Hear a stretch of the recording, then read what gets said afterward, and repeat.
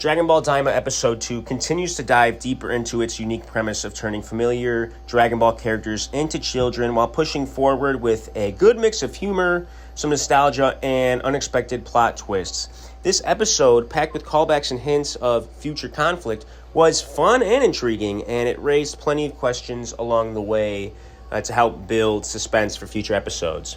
First off, we really see a retcon of the Shenron Three Wishes aspect, which now seems to only apply to those with special privileges that Shenron likes. What else do we see? We see characters like Mr. Popo and Dende are now babies, and they get swept up into this odd situation. Popo is a child, Dende is a baby. The humor is funny. We watch Dende sleep, he sucks his thumb, and he's chilling while everyone else panics. It's pretty amusing. The bad guys, Goma and Degosu, they sweep Dende away, and he is now a hostage. They don't want to kill him because he's part of the Dragon Balls. They want to keep the Dragon Balls safe. And I thought it was fun to see Mr. Popo in his child design without the turban, with his little horns. He really doesn't do anything, though. He just kind of sits there.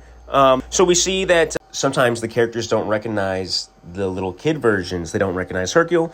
They don't recognize Master Roshi.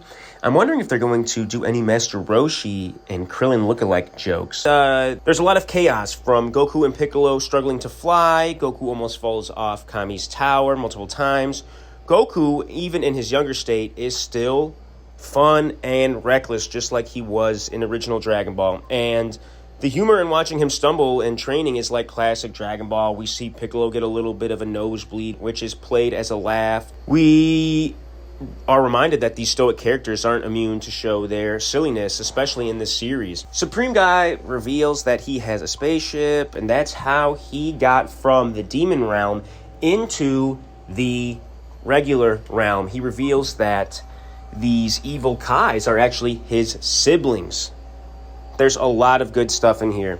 We find out that Bulma is going to try and repair the ship. It's going to take her 10 days. Everyone is on Kami's lookout, and Kibito Kai really is like Bulma's errand boy. They make a lot of jokes about it. There are also some quieter moments in this episode. Goku goes to Korin's tower. We see Goku get his Nyobu, his power pole, because he's having a hard time judge his distance. That's what they say in the show. Korin also suggests he bring his flying Nimbus, and Goku is in a hurry. He says he doesn't need it. Master Roshi uses the power pole for laundry while wearing a Hawaiian shirt, and he really enjoys being a child and getting younger. You see him change clothes. He's all about it. He's blowing these waitresses' kisses at the party. I really enjoyed this family dinner scene on the lookout, seeing all of our characters eat and talk about lore. We see that Piccolo talks about what he knows about the demon realm.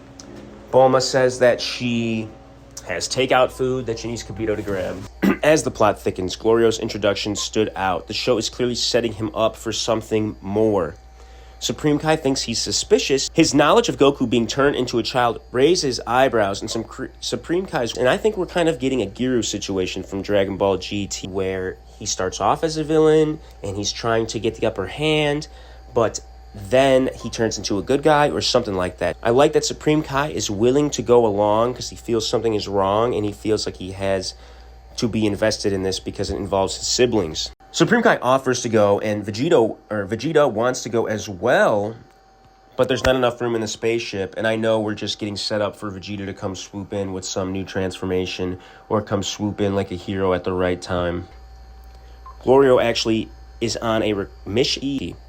GLORIO's link to this third demon world adds a layer of mystery, and the connection with Goku makes me wonder if this character is just going to betray him. The episode concludes with Goku flying off into the demon realm, and it hints at this epic adventure. At the end credits, we show a whole bunch of scenes of our characters all in the demon realm, so it seems like all these characters are actually going to be in the demon realm and maybe mixing back between Earth and the demon realm. Overall, Episode 2 of Dragon Ball Daima delivered a nice blend of humor, mystery, and world building. It's clear that the show is setting the stage for some big moments down the line. So that's how we end the episode. We end off the episode with a boys' trip.